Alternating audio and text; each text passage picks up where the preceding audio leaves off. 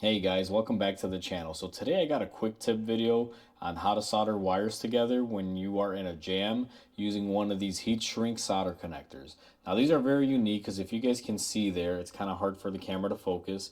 There is a soldered piece right in there in the middle, and then it's also a heat shrink tube connector.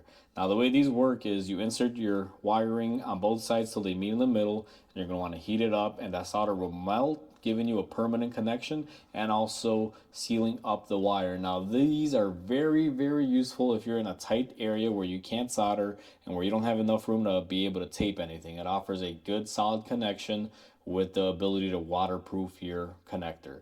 So let me show you how to use these. The first step that you're going to want to do is you're going to want to grab your wiring, whatever you're using. Now I got some 16 gauge. I'm going to go ahead and just strip off the ends using my wire stripper. There will be a video out on these guys. They are very useful. I love them. So now that I've gone ahead and I've stripped my wires, what I'm going to do is just kind of curl them. Now, before you guys say anything, yes, my gloves are dirty. Now, I wouldn't be doing this with gloves that are dirty or with gloves, period. If I was doing this on a customer's vehicle, this is just for demonstration purposes only. So what you're going to want to do is you take your newly cut wire. Now, I probably stripped off a little bit too much on there. You may probably want to do less, but I'm going to line that up in the middle. And I'm also going to take my other wire, which again, I believe I stripped too much of it off, but it should still work. And we're going to go ahead and push it in there. Now, once I push them in there, if you guys will see, and I don't know how well the camera's going to pick it up, I got them in the center. They're kind of overlapping each other. Now, you're not supposed to use a torch. This is what I had readily available to me, guys.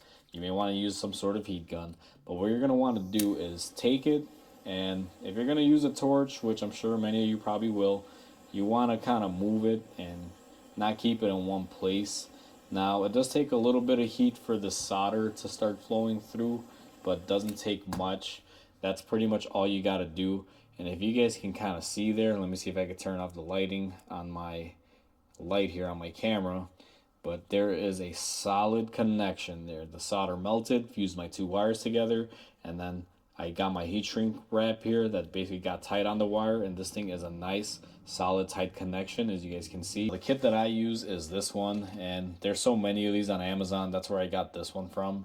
You guys can see they come in a variety of sizes. You got your small, medium, and large, and then some extra tiny small ones up here for really thin wires. Mainly the red ones are the ones that I run into using the most.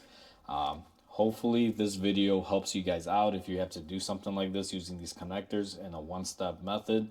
They are really good for what they do, and I do prefer them over just a butt connector or taping two wires together. So hopefully you guys enjoyed this video. Please comment, like, and subscribe. It'll definitely help my channel grow. I hope you guys have a wonderful day, and I'll catch you guys on the next repair.